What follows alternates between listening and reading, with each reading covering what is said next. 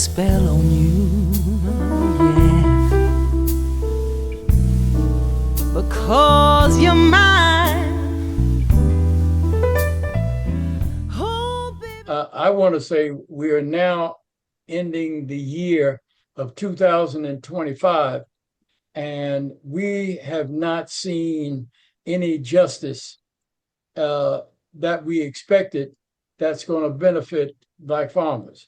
I want to say thank you to Dexter Davis, who is on with us today and decided to come on and allowed us to take up some of his day with asking him some of the kind of questions dealing with the Trump tariffs, also dealing with this whole idea of healthcare and affordability and food and gasoline prices, and how these prices and these tariffs are going to impact Black farmers. The one thing that is our concern is that if a Black farmer, if white farmers get a cold, Black farmers get pneumonia. So we're going to talk about that because that's been the subject, one of the major subjects of our concern going back many years, back to the Clinton administration. Adrian Nelson out of Louisiana. Adrian, I want to thank you for getting on, and I want you to unmute your phone or your computer. Yes, can you do that for me? Okay, how are you doing, Adrian? I'm doing fine. How about y'all? I'm doing just fine. We have, how has the food prices in your community, how does that impact you?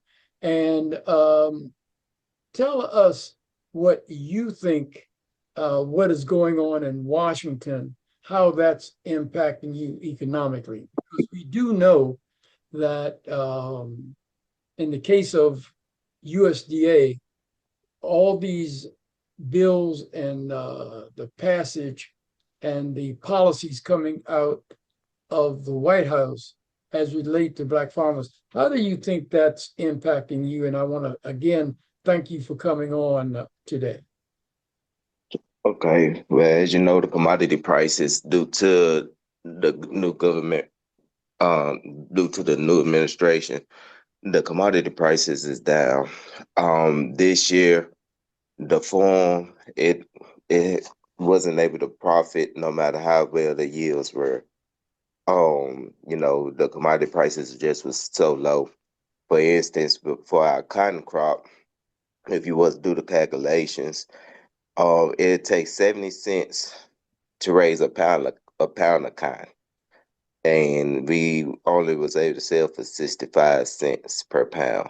So no matter how many pounds you was able to produce per acre, it wasn't gonna cash flow.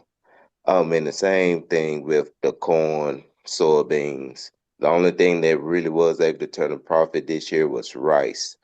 But the market for rice, there wasn't much of a market for rice to sell.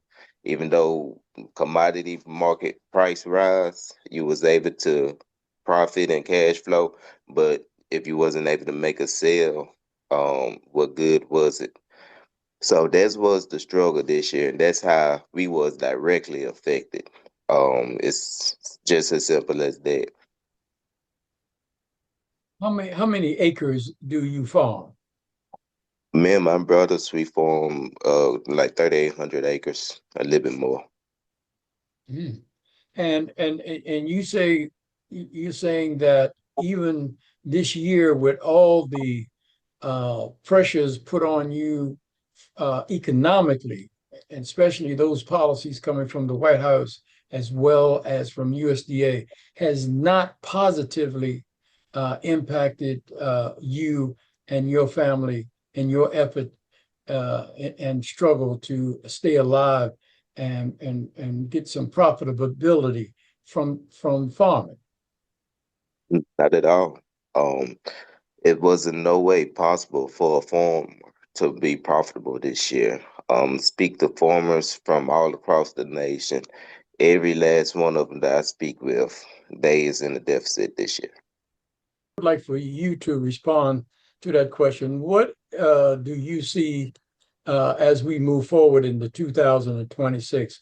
What is it going to take to make sure that Black farmers survive and reach a level of productivity that white farmers?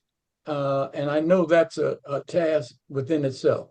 But what is your feeling about how Black farmers will be able to survive in this economic um, um, period?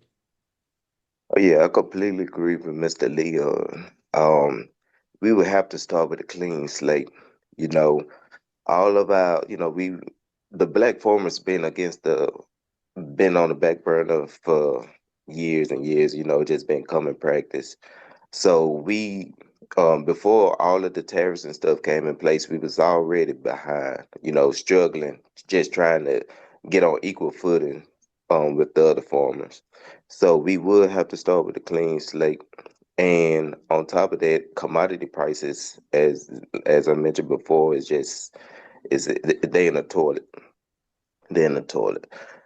But that's why I'm trying to take the initiative to get our own markets. I've been to Abu Dhabi, negotiating prices with the foreign traders, so we could get outside of the Chicago Board of Trade market price, and also outside of our local buyers, because we don't get the same benefits that the other farmers get. They try to add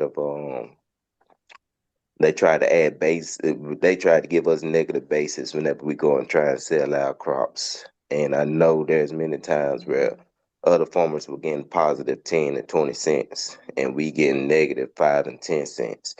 So they always try and put us against um that's why we got to create our own market, simply because it's just they never try to give us the equal playing field as the other farmers. Can you create your own market if you all are left alone to produce and work with the Department of Agriculture and other resources that are out there, such as other farm organizations? Can you pull that off? Yes, yes. Now, like I said, I've been to Abu Dhabi, just came back this past November, about the middle part of November. Been over there speaking with representatives from Saudi Arabia, UAE, Lebanon, and just trying to find buyers, direct buyers for our grain. I spoke to their largest um, feed mills over there in their countries, and we are creating our own market. That's my goal for 2026. I don't want to deal with nobody local anymore because they would not give us an even playing field. I'm not even much trying to play on their turf anymore. I'm trying to go above them. Can you do this without USDA? They will have their own, they will have a say so, just because it's international trade, but it will be to a limit. Um, they don't have direct say. It just depends on who we decide to do business with. Where we would have to have USDA. But while I was over there, I spoke with the USDA representatives of the United States, and they support our effort. In closing, can you tell me what you think can happen or should happen in order to save Black farmers? Adrian. Like Mr. Leon say, we have to work as one. We have to work together. We have to work as a cooperative, not as an individual. We have to increase our purchasing power. We have to increase our selling power. And that's the only way we'll be able to survive. We have so many other individuals, other groups working against us. We have to work together. So, in order for us to survive, um, we have formed a cooperative where we increased our marketability of our crops, where we able to, uh, I won't say force better prices, but we are able to receive better prices. And that's the only way, because individually they'll pick us off because it's just a few of us. They attack us like they've been attacking us in the past, and just slowly eliminating us the way that they've been in the past. So we have to stick together. We have to work as a cooperative. So, Well, these organizations, those technical organizations that were supposed to be in place to make sure that Black farmers had the kind of support both at USDA, in Congress, as well as working and bringing the farmers together. Are those groups that have received millions of dollars from the Biden administration, are those groups doing their job in order to save Black farmers? Adrian, what do you think about it? some are, some their leaderships is for self. But a few groups, they are working to, make sure that the Black farmers are sustainable as they should. There's some groups that I do know where the leadership of the group is all for self. They taking every single benefit and keep it for themselves, not the members of the organization. They go after the members, they recruit the members only for only on paper, but the members never receive any benefits. Some organizations like the NBGC, they do reap the rewards as being members. So, Farmers Outreach is another good organization where the farmers, they put a lot of effort into bringing resources and knowledge and individuals to the Black farmers to assist them in not only growing that farm, but sustaining that farm operation also.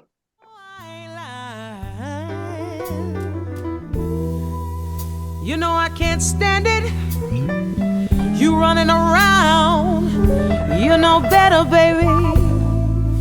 I can't stand it, 'cause you're putting me down. I put a spell on you, 'cause you're mine. Come on now, hurry. Come on, dig in, baby.